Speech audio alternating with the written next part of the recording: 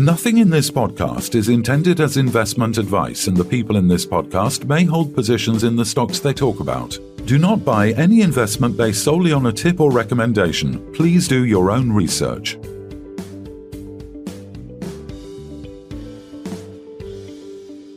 Hello and welcome to the Midweek Takeaway. Today we're joined by Colin Bird, Executive Chairman of Bezant Resources. Welcome back, Colin. How's things? Things, I'm going to say, great. You know, it heads up and away we go. Obviously, things are very tough in the mining world and the geopolitical world, but nonetheless, the opportunities are there. The requirements for copper are there, and gold and the rest of the commodities, particularly copper, nickel, and gold seems to be sticking away at 2,300. So, business we're in, the fundamental prices and the projections for the prices are good, but life is tough, but it never was easy, was it? No, absolutely not. Now, the company recently signed an exclusive collaboration agreement with PCB Mining Limited for its small-scale exploration license in Zambia. Bezant will earn a 15% interest in the license by providing a project restart plan and assisting in obtaining finance. The license covers 375 hectares in northwest Zambia and includes significant artisanal gold prospecting, indicating potential for gold and other minerals. Bezant can increase its share to 40% if it matches terms offered by a mine contractor. The agreement allows Bezant to further its exploration strategy without immediate funding requirements. You expressed enthusiasm about entering Zambia and highlighted the project's potential for gold. The project, located in a region with diverse mineralization, will focus initially on assessing small-scale mining prospects and developing an exploration program. So it looks finally like Bezant are expanding into Zambia there, Colin. Expanding into Zambia, that's an interesting way of putting it. I think that essentially, you know, whatever we do is Southern Africa. As you know, we're well placed in Namibia and Botswana for that matter. So it's quite obvious that when we was approached by PCB, and we approached them actually about a year and a half ago, I guess we initiated discussions. It was good that we put another leg into the Southern African leg into the Bezant portfolio, Bezant stable, if you like. Very good, Colin. So tell us just a little bit more detail about the project that we're talking about here. What are we hoping to achieve through this project? Well, Zambia, of course, as you well know, well as I know, that Zambia is known for gold. You know, there's the sort of suspicion, the academia talking about IOCGs, and, you know, that's gold in the presence of copper, but pure gold plays, you don't talk about Zambia in the same breath. But about 2 years ago, it must have been now, maybe even 3, there was somewhat of a gold rush into that area.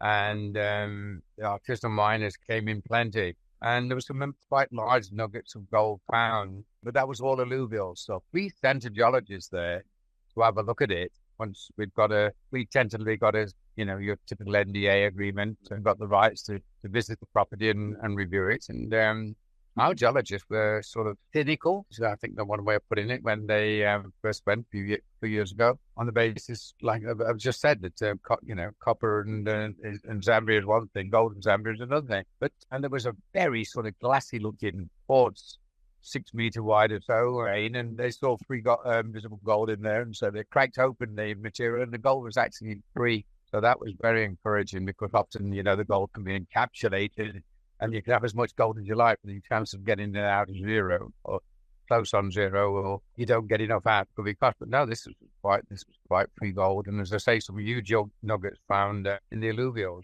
and so PCB did a sort of rudimentary plant there. And now they're aware of the fact that there's big exploration potential to find a big, sustainable gold project. But likewise, there's a short-term opportunity to start up, and maybe some improvements required to the present plant to start up a gold operation. So from that point of view, that will be a 2-pronged attack of ours. But the first thing we're going to do is a review and a report to our potential partners, PCB, with a view to deciding what is the best way forward. I suspect it'll be the same story, that we look towards a small operation, but at the same time, having our eyes on what might be a big exploration project. Having sort of gone through this sort of prognosis, gold's unusual in Zambia's copper-bearing country. That holds true, of course, for this concession, because there is plenty of evidence of copper activity in the past in the area. So one shouldn't discount it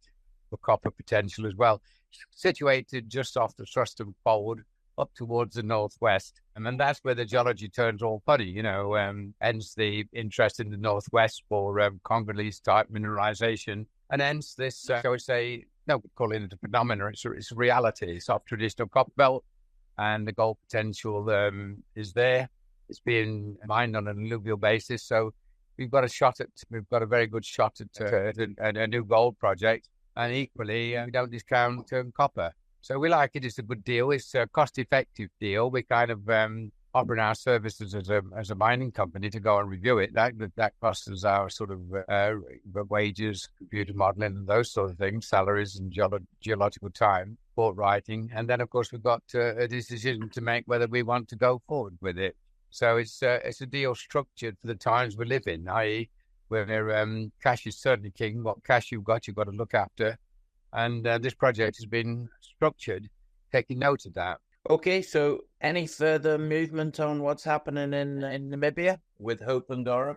Yes, we're awaiting a mining license, as you know. Been awaiting for quite a while now, and we're doing everything technically and humanly possible to progress our license application. And we remain hopeful that we will getting one in the short-term future. Other than that, of course, all the contractors, everybody is geared up and ready for starting the mining operation. It really is ready for the off. Yeah, and I mean, while we're in Namibia, then tell us a little bit also in terms of Bongo. Is it you have a mining license there? Is there any further anything you can tell us about that? Well, on Gobbo, we've got all options open there, and we may, of course, couple it with Open Gorup. There's a potential for a plant between the two. There's a siding at Tongombo, which goes all the way to our proposed plant that we may be involved in. You know, that we've got an arrangement with. Both situations we've got a siding, so Ngombo all could go down there. And there's also a plant not being used in the area, so there's many options open to Ngombo. But there is a linkage through to Open Gorup to get the two properties going. Good. So what's your thoughts on the market in terms of copper and even the gold? What are your thoughts on what's happened? We seem to have had a significant leg up in both of them in the last few months. Well, that's why the copper was to be expected. For every guy or every company or every corporation or every country wants the copper price to go up. There's two want it to go down. So it's got tremendous headwinds. But as I said in my presentation in London, like it or not, those headwinds will not be sufficient to stop the tide. The copper tide is inevitable. You've seen a short correction lasted about a week, and I see again now it's nudging its head forwards quite nicely. It's not you can talk about copper balls, copper bears. You're actually not talking about that. You're really going back to the Industrial Revolution and what oil did for the world when internal combustion engine came along. You know, it wasn't the car makers what made the money. It was the oil-producing nations. It'll be the copper-producing nations in the new world, in the new technological world when we try to decarbonize. So I'm as settled about the long-term fundamentals of copper, and really nothing's going to change me. In terms of gold, with so much geopolitical tension around, so much financial tension around, so much push and pull on interest rates, and isn't it quite surprising the number of governments now and presidents and prime ministers calling snap elections, swinging from the left to the right? So much happening, Kevin. So much happening that uncertainty is bound to go up nicely on gold. But you know what I've always said, that don't think about Armageddon, think about a bright new future, and that's what we're doing with our copper. And of course, gold is a good edge to have in an uncertain world, which is the way it's structured, the way it's sort of the dynamics of working. It's not going to get much more stable in the short-term future, is it? So no, it doesn't look like it. That's for sure. So just while it occurs to me, and we're in Zambia, tell us a little bit about it. I mean, obviously, I can picture it myself now because we visited it, but you head just past the Matalera there, and you head on to Luansobi. So just give us a bit of a rundown on Luansobi Galileo extract. Obviously there's licenses all over Zambia in terms of those two. So tell us a little bit about what's happening. Well, as you know, we've got a mining license granted for Luansobi, and we'll be talking. Well, I've quite frankly been talking for the last year to Chinese off-takers nearby, and whether that extends into a mining contract as well, we don't know, and that's yet to be discussed. But certainly an off-take agreement and a place to send the ore is quite a nice situation to be in. They need and we got it. The deep ore is the biggest attraction to me because, about 550, 600 meters, it gets tenuous, and the forecast was 65 million tons at over 2%. is the one I'm chasing. That's what took me to Lewin-Sobey. That's what kept me at Lewin-Sobey. And that's my driving force. And, we've done some modelling with Addison in the UK. And it's quite apparent that some of the deep holes were not drilled in the right place. There's a reported hole at 1,250 metres, over 2%. So continuity is suggested by everything you read, and that has to be tested because, obviously, should Lewin-Sobey come up with anything like 60 million tonnes that's anywhere above 1.5%, it's a world-class ore body. Chinganda, we've got our drop program mapped out there. That's nicely mapped out, and we know exactly what we're looking for. We know it's that anchorite band between 0 and 80 meters below surface. We're talking about a stripping ratio of 1:1, and we're going to go into there. That program is being organized by the geologists now, and we're testing in the northwest. We're testing 2 of the targets. We'll be drilling 28001, and we'll be drilling the Galileo, and we'll be drilling in Extract. We're drilling probably the near surface exposure where there's tremendous faulting folding. The possibility is that the thrust and fold belt would have presented geological opportunities much closer to the surface than we might have imagined. So, gee whiz, are we active across the companies in Zambia? We're not talking about it, of course. This is talk what we're doing now, but we're talking about 3 drill programs which will commence in the next couple of months. 3 new drill programs plus possibly a mine, and then a new gold project. So, are we active, Kevin? Boy, we're active. Yeah, well, I mean, what you're talking about drilling there is between the Extract and Galileo, and obviously right in between that is you've got the African Pioneer, First Quantum. Yeah. They're still drilling as well. They're very, very active on the ground. It would be wrong for me to report what they're doing and without consultation with them, but you're absolutely right. We're all in the same territory. Proof of concept, Kevin, as you know, we've proved that the Western Foreland does indeed go right the way through Zambia into Uganda. Proof of concept. That's without doubt now. The thrust and fold bolt, we've identified that. So nowadays, which one is going to find mineralization first? Because all the fundamentals are there, the jointing, salt, the fronts, everything you would want to find, Kevin, is there in terms of geological architecture. What we need now is entrapment, which has led to this sort of mineralization. You see it come over, 1.5 billion tons, around about 3.5%.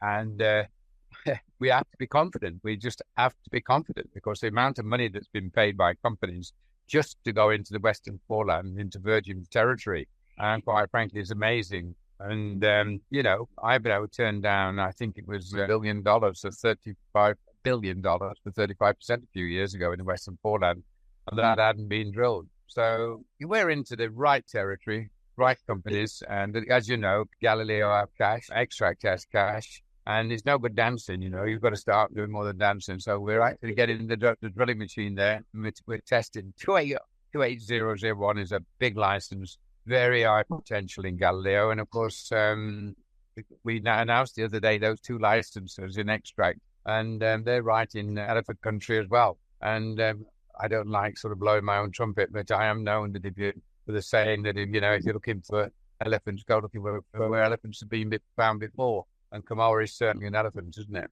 Well, you always know where the elephants are because there's lots of shit on the way past.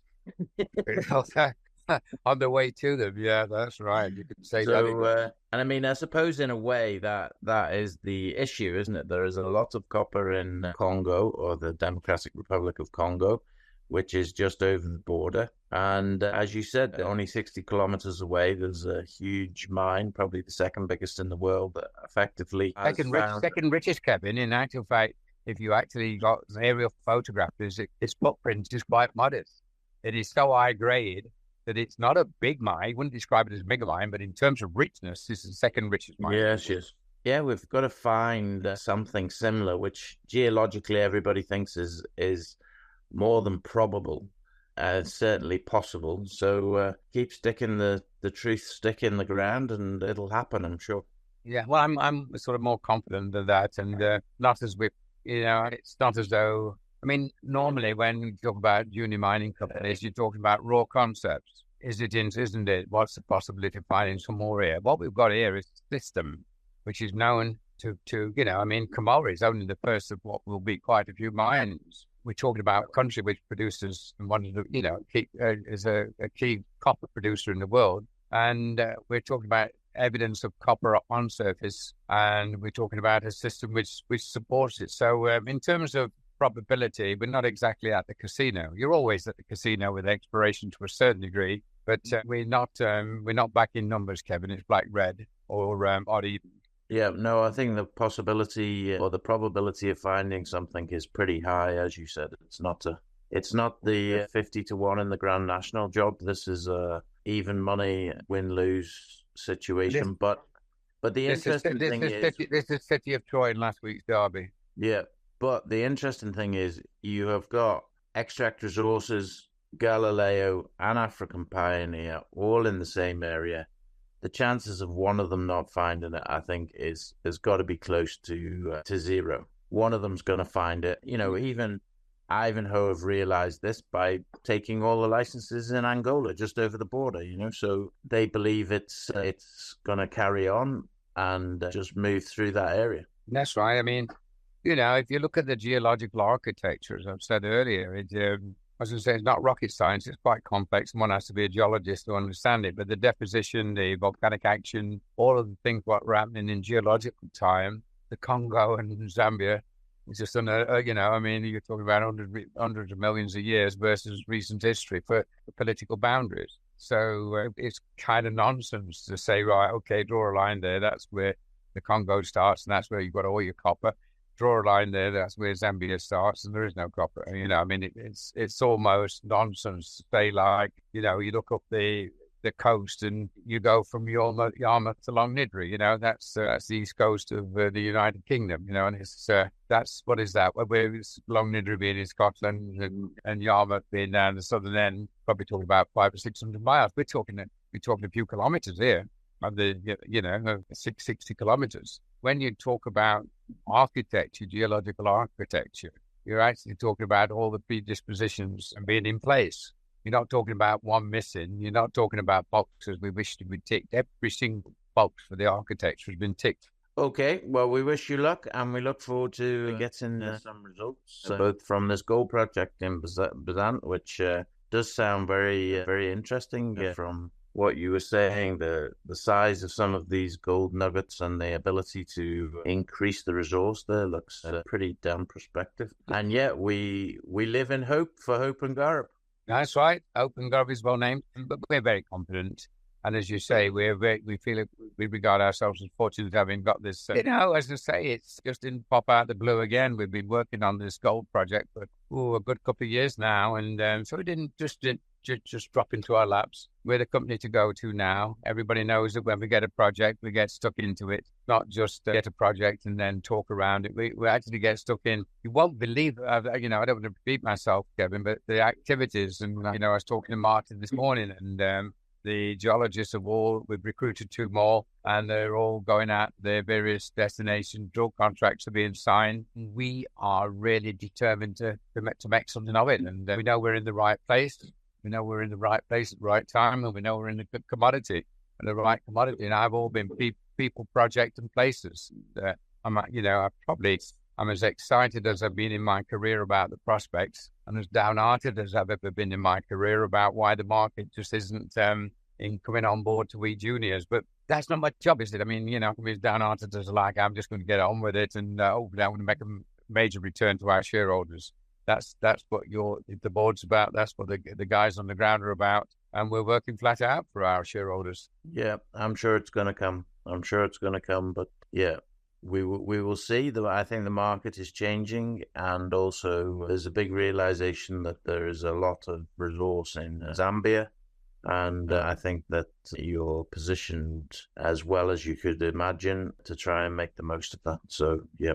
We look forward to speaking to you in the not too distant with more news. Thank you, Kevin. Thank you. Thank you, Phil. Yeah, on that note, we'll say Colin Bird, Executive Chairman of Bezant Resources. Thanks very much for your time. Thank you. This podcast was brought to you by Roast PR Limited. If you would like to appear on a future episode of The Sunday Roast, please email admin@thesundayroast.net.